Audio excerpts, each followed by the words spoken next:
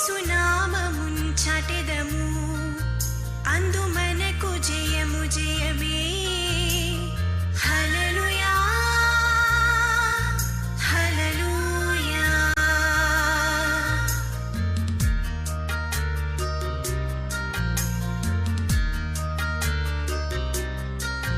యేసునామమున్ చాటెదము అందు మనకు జయము జయమే.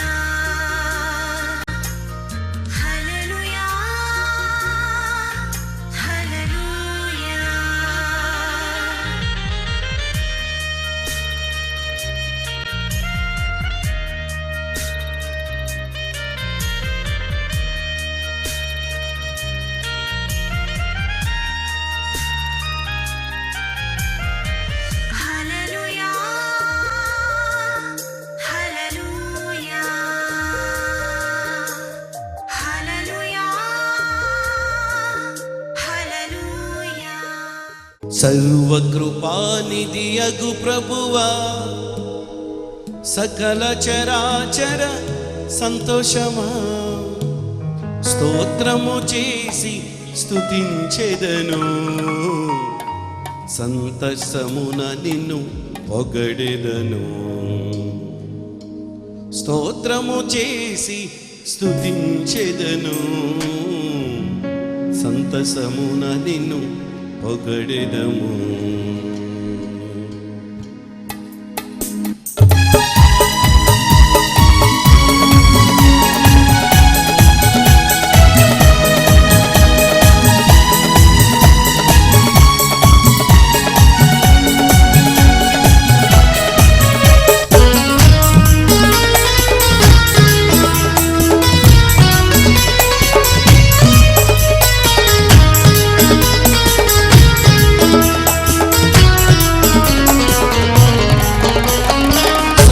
కృపానిధి అగు ప్రభువా, సకల చరాచర సంతోషమా, సర్వకృపానిధి అగు ప్రభువా, సకల చరాచర సంతోషమా, స్తోత్రము చేసి స్తుతించెదను, సంతసమున నిన్ను పొగడెదను.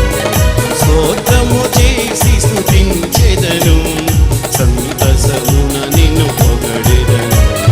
హల్లెలూయా హల్లెలూయా హల్లెలూయా హల్లెలూయా హల్లెలూయా అని పాడెదను, ఆనందముతో సాగెదను, ఆనందముతో సాగెదను.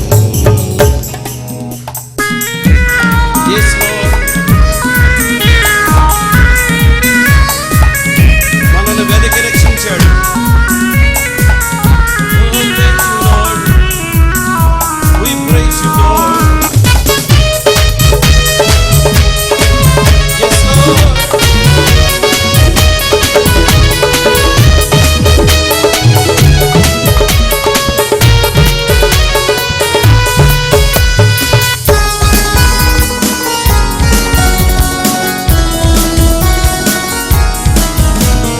ప్రేమించి నన్ను వెదకితివి, ప్రీతితో నన్ను రక్షించితివి. అవునయ్యా, ప్రేమించి నన్ను వెదకితివి, ప్రీతితో నన్ను రక్షించితివి. పరిశుద్ధ జీవితం చేయుటకై పాపిని నన్ను కరుణించితివి, పరిశుద్ధముగ జీవించుటకై పాపిని నన్ను కరుణించితివి. హల్లెలూయా హల్లెలూయా హల్లెలూయా హల్లెలూయా హల్లెలూయా హల్లెలూయా అని పాడెదను, ఆనందముతో సాగెదను, ఆనందముతో సాగెదను.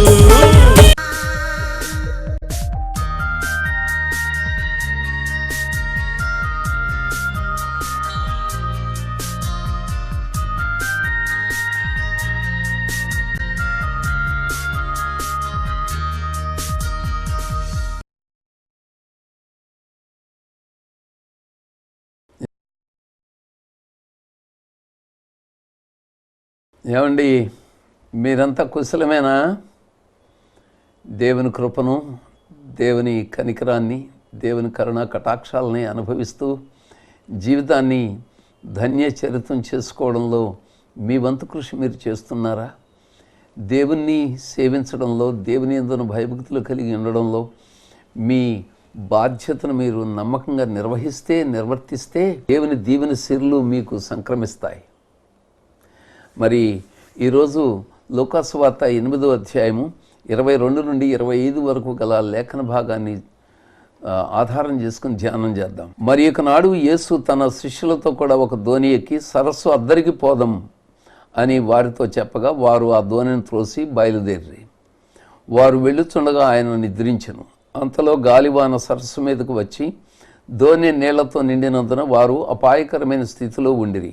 గనుక ఆయన ఎద్దుకు వచ్చి, ప్రభువా ప్రభువా, నశించిపోతున్నాం అని చెప్పి ఆయన్ను లేపిరి. ఆయన లేచి గాలిని నీటి పొంగును గద్దింపగానే అవి అణగి నిమ్మలమాయను. అప్పుడు ఆయన, మీ విశ్వాసం ఎక్కడా, ఏమైంది అని వారితో అనెను. అయితే వారు భయపడి, ఈయన గాలికిని నీళ్లకును ఆజ్ఞాపింపగా అవి లోబడుచున్నవే, ఈయన ఎవరో అని ఒకరితో ఒకడు చెప్పుకొని ఆశ్చర్యపడిరి. గల్లే సంద్రపు ఒడ్డు ఒకవైపునుండగా ఇద్దరి నుంచి అద్దరికి పోదామని యేసు ఇచ్చిన పిలుపును పురస్కరించుకుని ఆయన శిష్యులు దోణిలో ఎక్కి ఆయనను కూడా దోణిలో ఎక్కించుకుని బయలుదేరారు. వీళ్ళెవరండి ఈ శిష్యులు?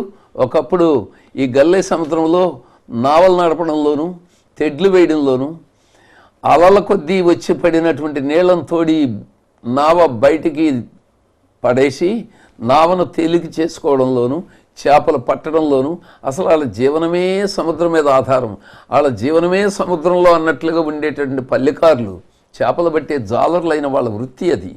అటువంటి వాళ్ళు దోణిలో యేసుని ఎక్కించుకుని బయలుదేరుతున్నారు. అమ్మా, అయ్యా, ప్రభు అయిన యేసు యొక్క సువార్త సందేశాలు విని ప్రభువే నిజదేవుడని నమ్ముకున్నారు, మంచి పని చేశారు. కానీ కాలగమనాన్న మీరు ఈ ప్రభువును నమ్ముకున్న దరిమిలా కాస్త శ్రమలు, చిక్కులు, సమస్యలు ఎదురవుతున్నాయి.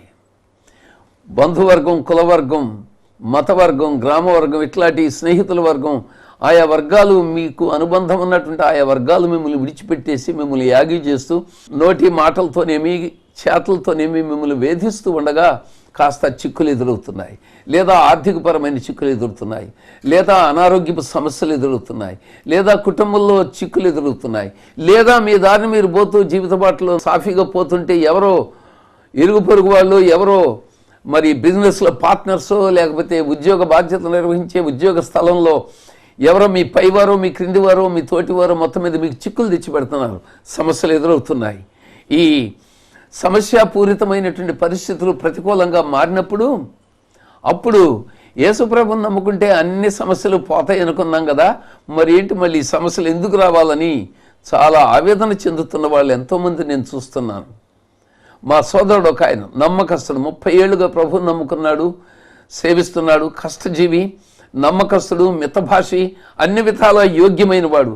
కానీ ఆ మధ్య అతనికి చాలా అగ్ని పరీక్ష వంటి పరిస్థితులు ఎదురయ్యాయి.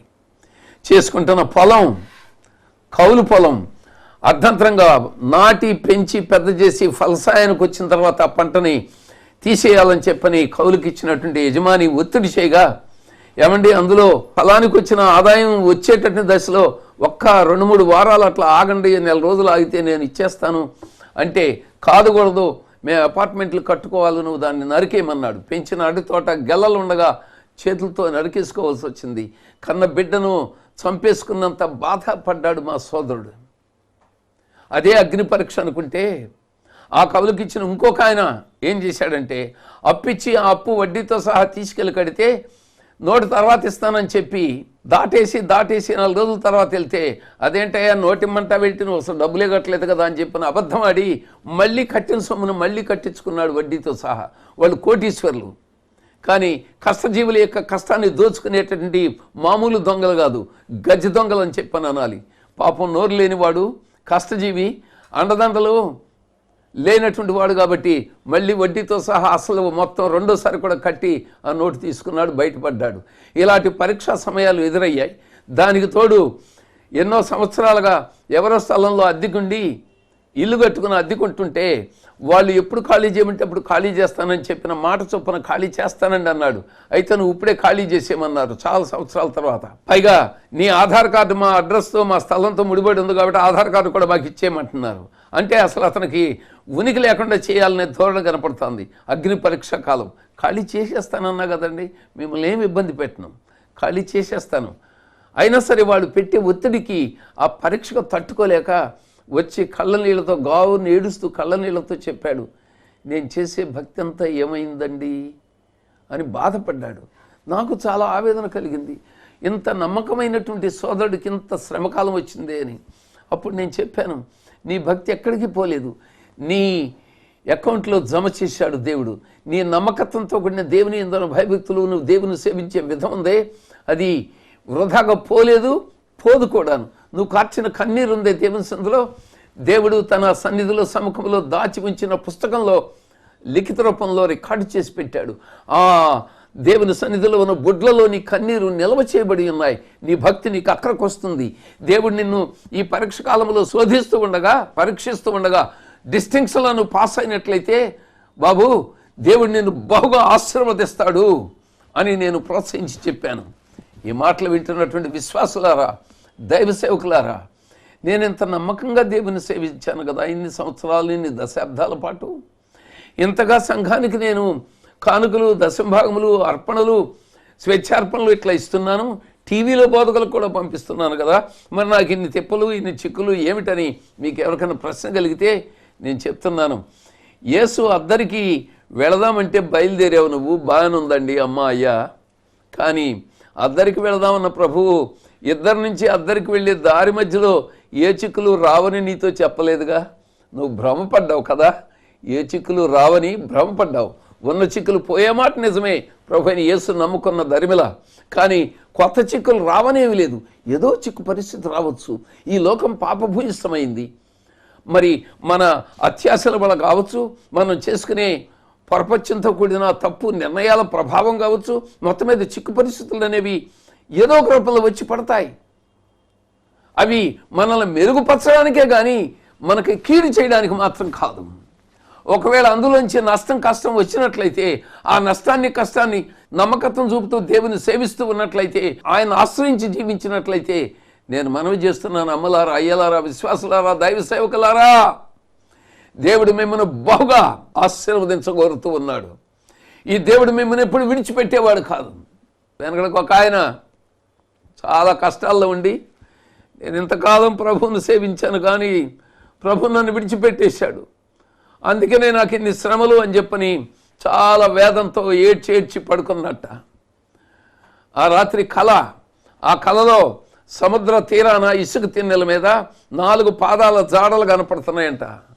ఆ కళలో ఆ 4 పాదాల జాడలు కొంత దూరం వెళ్ళిన తర్వాత 2 మాయమైపోయి 2 పాదాల జాడలు మాత్రమే కనబడుతున్నాయట.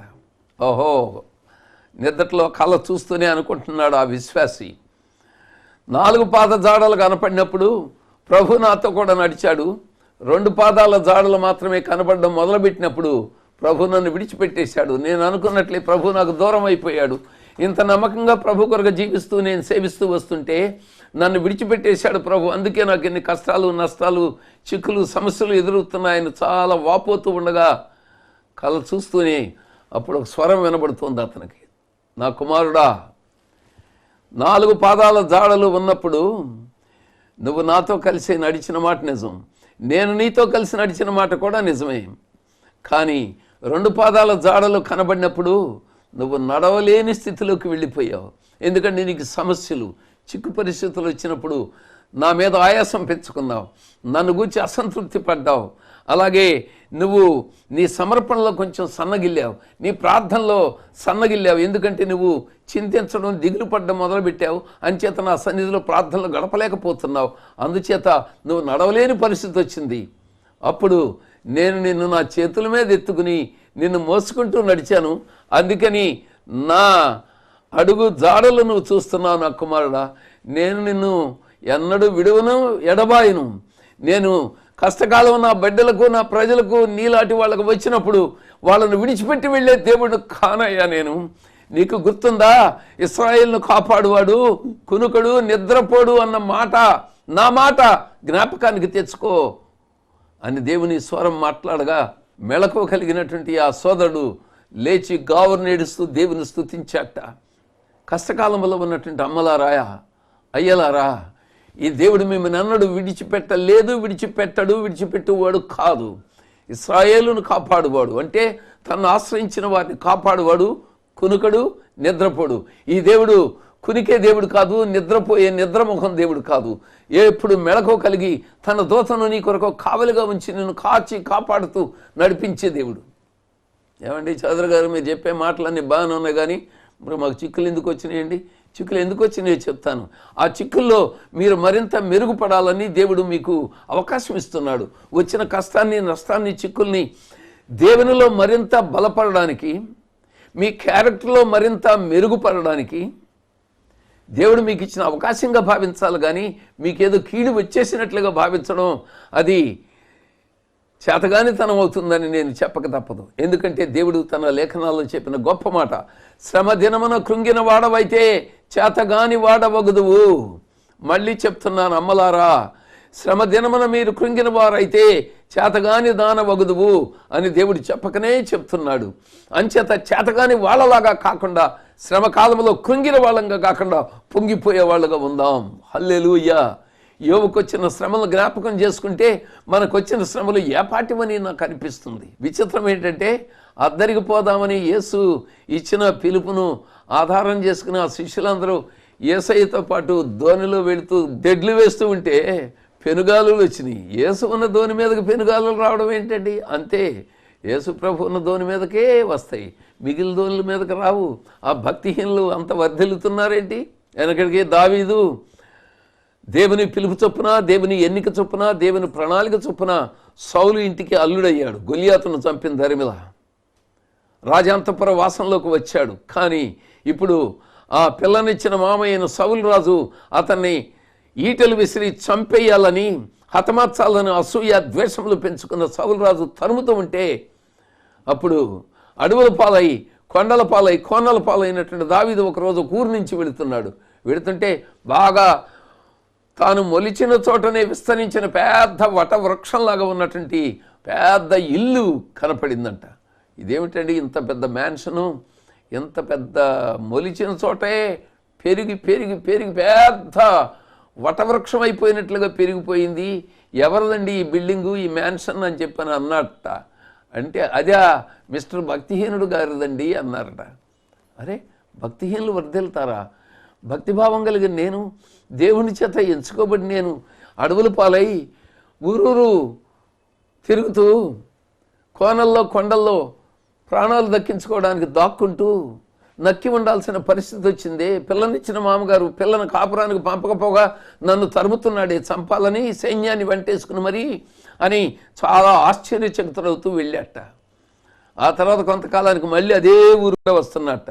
సహజంగా దేనికోసం చూస్తాడు? అదే ఊరు గుండా వస్తే అంతకుముందు మొలిసిన చోటనే విస్తరించిన వటవృక్షమై ఉన్నటువంటి చందాన ఉన్న మిస్టర్ భక్తిహీనుడు గారి మ్యాన్షన్ కొరకు చూస్తే అది ఎక్కడ కనపట్టలేదు. ఏమండి, ఇక్కడ మిస్టర్ భక్తిహీనుడు గారి భవన సముదాయం ఉండేది కదా, అది ఇక్కడేనా ఇంకెక్కడన్నా ఉందా అండి అంటే ఇక్కడే ఉండేది బాబు, కానీ అతడు లేకుండా పోయాడు.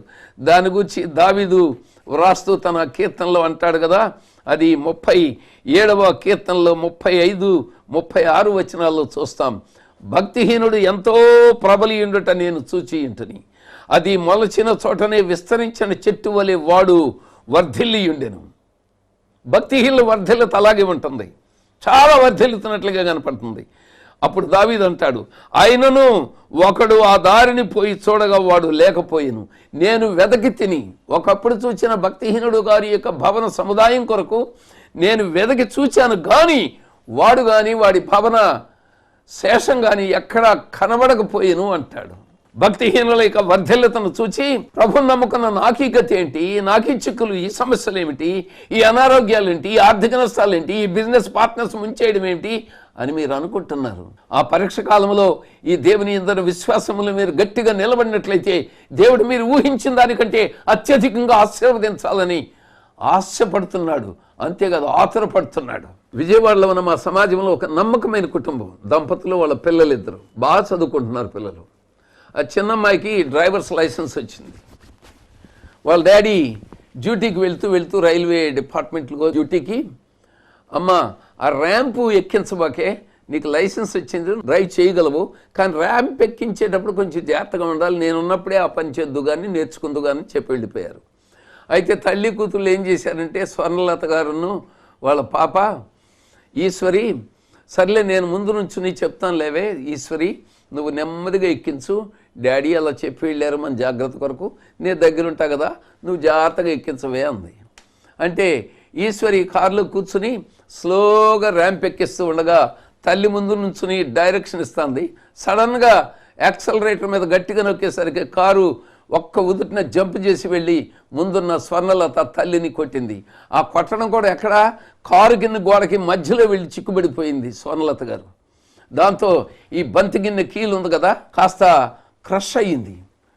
ఈ ప్రమాదానికి భయకంపితులైపోయిన దరిమిల వాళ్ళు హాస్పిటల్ తీసుకువెళ్ళారు. ఆపరేషన్ చేయాల్సి వచ్చింది. పడక మీద ఉండలేని పరిస్థితి. ఏమిటి పరిస్థితి, ఎందుకు ఇలా వచ్చింది? అయ్యో మమ్మీని నేను దాదాపుగా చంపినంత పనిచేశాను, గిల్ట్ కాంప్లెక్స్ ఏమో ఈ బీడిఎస్ అవుతున్న ఈ పాపలను. అరే ఇట్లా జరిగింది ఏమిటి, ఈ మధ్య మనం ఇజ్రాయేలు పరిశుద్ధ యాత్ర చేసి వచ్చాము, ఇట్లా జరిగింది ఏమిటి అని బంధువులందరూ అనుకుంటుంటే ఆ రోజు నాకు ఫోన్ కాల్ వచ్చింది సోదరులు నరేంద్ర గారి దగ్గర నుంచి. పాస్టర్ గారు మీ కబురు తెలిసిందో లేదో, స్వర్ణలత ఈశ్వరి ఇలాంటి యాక్సిడెంట్ చేశారు, ఇప్పుడు చాలా ప్రమాదంలో ఉంది, ఆపరేషన్ అంటున్నారు, ఎన్ని ఫ్రాక్చర్స్ ఉన్నాయో ఏమైందో తెలీదు, ప్రస్తుతానికి ఆ బంతికిని కీలు మాత్రం కొంచెం క్రష్ అయిందంటున్నారు, చాలా పెయిన్లో ఉంది స్వర్ణ అని చెప్పని అన్నారు. చాలా దుఃఖపడ్డారు. నాకు కొంచెం బాధ అనిపించింది. ఇదేమిటో ఇంత నమ్మకమైన కుటుంబం, ఇంత సంఘములో సమాజంలో ఎంతో నమ్మకమైనటువంటి కుటుంబంలోకి ఎందుకు ఇట్లాంటి పరిస్థితి వచ్చింది, సుఖజీవనంలో ఉన్న వారికి శ్రమ వాసం ఎందుకు వచ్చిందో అని కొంచెం ఆవేదన పడ్డాను. స్వర్ణలతకి ఇవ్వండి అన్నాను నేను. పడక మీద పెయిన్లో ఉన్న స్వర్ణలత ఇంకా ఆపరేషన్ సిద్ధం చేస్తున్నప్పుడు ఫోన్ ఇస్తేనే, అమ్మా ఇలా జరుగుతుందని ఎప్పుడు మనం ఊహించలేదు, నువ్వు కూడా ఊహించుండవు, కానీ ఒక మాట మాత్రం నేను నీకు చెప్తాను తల్లి, నువ్వు ఎంతో పెయిన్లో ఉన్నావు, ఇది ఒక పరీక్ష, this is the testing time for you and your family. నీకు పెయిన్తో కూడిన పరీక్ష. బీడిఎస్ చేస్తున్నటువంటి ఆ చిన్నారి ఈశ్వరికేమో మానసికమైన క్షోభ, గిల్ట్ ఫీలింగ్. మీ ఇద్దరి పరిస్థితిని చూసినటువంటి నరేంద్ర గారికేమో ఎంతో వేదన. ఈ వేదనలో మీరందరూ కూడా ఎలా పాస్ అవుతారో, ఇప్పుడు ఈ పరీక్షలో పాస్ అవ్వడమా ఫెయిల్ అవ్వడమా. ఒకవేళ పాస్ అయితే మీరు ఆర్డినరీ మార్కులతో పాస్ అవుతారో, డిస్టింక్షన్తో పాస్ అవుతారో, A+ గ్రేడ్తో మీరు పాస్ అవుతారో అది కాలం చెప్పాలమ్మా అన్నాను నేను. ఆ పెయిన్లో ఉంటూనే వేదనతో కన్నీళ్లు కారుతూ ఉండగానే, పాస్టర్ గారు, చౌదరి గారు, మేమంతా డిస్టింక్షన్లోనే పాస్ అవుతాము, ఈ దేవుడు దేవుడే, అనుకోకుండా జరిగిన ఈ ప్రమాదవశాత్తు నాకు ఇంత పెయిన్ వచ్చినా ఈ దేవుడే దేవుడు, ఈ దేవుడే నా దేవుడు, ఈ దేవుని యందు విశ్వాసంలో ఏమాత్రం తగ్గుముఖం పట్టే ప్రసక్తే లేదు, ఎందుకు ఈ శ్రమ వచ్చిందనే ప్రశ్న వేసుకునే ప్రసక్తి లేదు అని చెప్పిన గట్టిగా జవాబు చెప్పిన. అంత పెయిన్లో హాస్పిటల్ బెడ్ మీద ఉండి కాలుగమనం ఆపరేషన్ జరిగింది. దాదాపు 2 మాసాలు అయిపోయింది. ఆ మధ్య నేను ఆరాధనకు సెకండ్ సర్వీస్ కానీ విజయవాడ సమాజంలోకి వస్తే ఫస్ట్ సర్వీస్ చూసుకుని వెళుతున్న ఆ తల్లి కూతుళ్ళు వాళ్ళు ఎదురుపడి, వందనాలండి పాస్టర్ గారు, ఎంతవరకు క్షేమంగా ఉన్నాను, చాలా పెయిన్ అనుభవించాను, ఈ పెయిన్ అంతట్లో దేవుని కృప ఎంత తోడుగా ఉందో, మీ మాటలు మమ్మల్ని ఎంత ప్రోత్సహించి బలపరిచాయో, అందుకు మీకు వందనాలు, దేవునికి స్తోత్రాలండి అంటూ ఓ కానుక తీసుకొచ్చి ఇచ్చారు నిన్న మొన్న. ఆశ్చర్యం కదా. అనుకోకుండా జరిగిన ప్రమాదవశాత్తు వాళ్ళ అమ్మాయి డ్రైవ్ చేయడానికి ర్యాంప్ ఎక్కించడానికి ప్రయత్నం చేసి కలిగినటువంటి ప్రమాదవశాత్తు బంతికినికీలు క్రష్ అయ్యి చాలా పెయిన్లో కొన్ని వారాల పాటు ఉన్నటువంటి ఆ తల్లి, ఆ బిడ్డ, ఆ నరేంద్ర గారు యజమాని వాళ్ళు కానుక తీసుకొచ్చిస్తారా? పెయిన్ వస్తే కానుకిస్తామా? పెయిన్ పోతే కానుకిస్తాం కదా. సరే పెయిన్ వచ్చింది, పెయిన్ ఇప్పుడు కూడా పోయింది. ఈ పరీక్షా సమయంలో మేము ఎంతో ఎదిగాము, ఎంతో బలపడ్డామన్న కృతజ్ఞతతో వాళ్ళు కానుకను తెస్తే నేను ఆశ్చర్యపోయాను. దేవుడు అట్టి క్షమ, ఓర్పుతో, నేర్పుతో పరీక్ష కాలంలో దేవుని కొరకు నిలబడేటటువంటి కుటుంబాల కొరకాయి, విశ్వాసాల కొరకాయి, సేవకుల కొరకాయి దేవునికి స్తోత్రములు కలుగును గాక. శ్రమకాలంలో ఉన్నారా? కష్టకాలం ఉందా? అనారోగ్యం పాలవుతున్నారా? సమస్యలు ఉత్పన్నమవుతున్నాయా? ఏం చేయగలం ఈ పరిస్థితుల్లో? ప్రభు మీద ఆయాసపడడం కంటే, ప్రభుని నమ్ముకుంటే నాకు ఎందుకు రావాలని ప్రశ్నలు వేసుకోవడం కంటే, ఆనాడు ధోనిలో ఉన్న శిష్యగణం చేసిన పనికే మనం కూడా పాల్పడాలి. ఏమిటది? ప్రభువా ప్రభువా మమ్మల్ని రక్షించు, మేము నశించిపోతున్నాం, ప్రమాదంలో ఉన్నాం అని వాళ్ళ బాధను గోడును చెప్పుకున్నారు. మరో చోట మనం చూస్తాం, బోధకుడా బోధకుడా మేము నశించిపోతున్నాం, నీకు చింత లేదా అంటూ ఆక్షేపణతో కూడినటువంటి అభ్యర్థన చేశారు. అది తప్పు కదా. అసంతృప్తిని వ్యక్తం చేయబోకండి. ఆవేశపడి ప్రార్థనలో నీకు మేము నశించిపోయినా నీకేం పట్టదా అని ఆక్షేపించినట్లుగా మాత్రం ప్రార్థనలో అభ్యర్థనలు చేయడానికి వీల్లేదు. అది దేవుడు ఆమోదించే ప్రార్థన విధం కాదని విశ్వాసులారా నేను మనవి చేస్తున్నాను. అయితే వెంటనే యేసు ఆ ధ్వనిలో లేచి, అసలు వీళ్ళు ఏం చేస్తారో అని చూస్తున్నాడేమో అని అనుకుంటాను ఈ బోధకుడు. శ్రమకాలం వచ్చినప్పుడు నువ్వేం చేస్తున్నావో నేనేం చేస్తున్నానో పరీక్ష చేసి చూస్తున్నాడు. నా సన్నిధిలో నన్ను ఆశ్రయించి ప్రార్థిస్తారో లేక నా మీద అసంతృప్తిని ఆయాసాన్ని వ్యక్తం చేస్తూ ఆక్షేపించి అభ్యర్థనలు చేస్తారోనని చూస్తున్నాడేమో కనిపెట్టి అనుకుంటాను నేను. అప్పుడు లేచి ముందు సముద్రాన్ని గాలిని గద్దించాడు. ఆ గద్దించినప్పుడు ఆ గ్రీకు భాషలో అక్కడ వాడబడిన పదజాలాన్ని పరిశీలన చేస్తే, నోరు మూసుకో సముద్రమా, గాలి ఏమిటలా పెట్రెళ్ళిపోతున్నావు.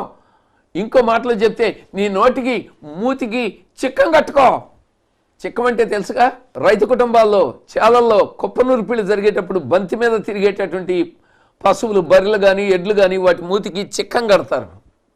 ఎందుకంటే ఆ కొత్త ధాన్యం గబుక్కని రాశి మీదకి వెళ్ళి బొక్కలు బొక్కలుగా బొక్కేసి పాసనాలు తెచ్చుకునే ప్రమాదం ఉంది కాబట్టి వాటిని రక్షించాలని వాటి మూతికి చిక్కం కడతారు.